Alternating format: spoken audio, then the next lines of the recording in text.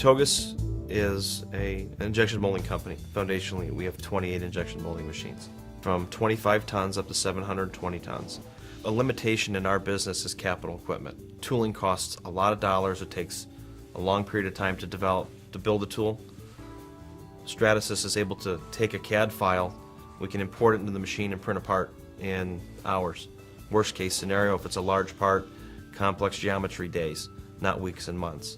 We wanted to be able to provide our clients initially functional parts that they can use for testing and product validation.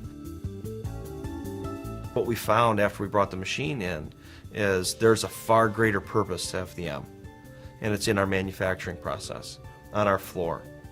Fixturing, product design, fixturing, end-of-arm tooling, part extraction, labor reduction, 5S, housekeeping, cleanliness, orderliness of fixtures, of parts, of tools, you name it. In every aspect of our business, FDM touches Thogus.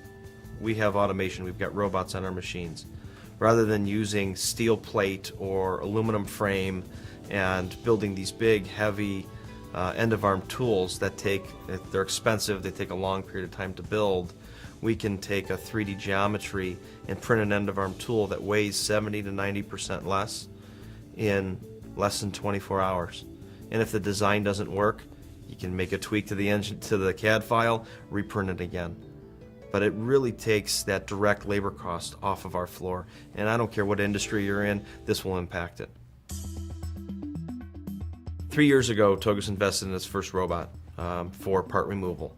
At the time, we had no engineers in-house, so we had to contract out with a third party to design an end-of-arm tool that would extract a part from the machine, palletize it on a conveyor, and degate the part.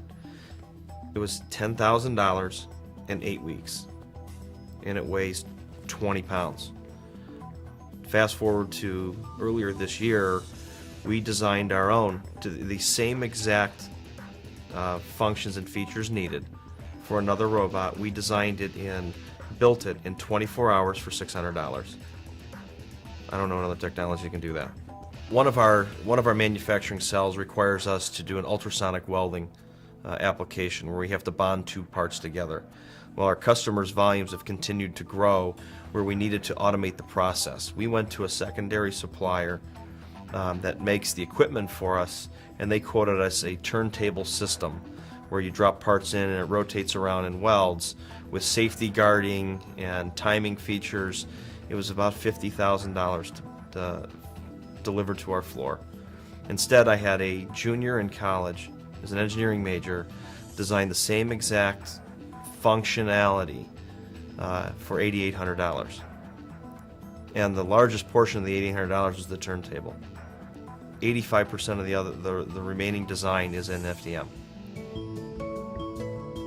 I talked about the example of the plates for end-of-arm tooling. Accidents happen. People make mistakes. We're all, that's the days we live in, right? The plates turned into a safety feature for us. We built a new tool. We were lining it up. We had one of our new young engineers orienting the robot to drop down to extract parts.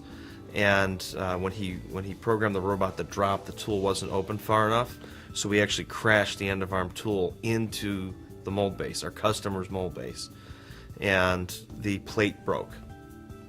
ABS plate broke. So it actually turned out to be accidentally we found a safety feature in this, because if that would have been a steel plate, we would have damaged the robot, the motors, we would have damaged the alignment, we would have damaged the customer's tool, which is more important, and we would have delayed the process of getting the job sampled. We have 5 machines right now. We have 2 dimensions, 2 Fortis 400s, a 900, and a smoothing station. Obviously, we believe in Stratasys' technology. We're heavily invested in it. In the next 5 years, I think Thogus will have, or RP&M will have more Fortis machines than injection molding machines. And as of today, we have 28 injection molding machines. I see Stratasys' technology as the future of manufacturing.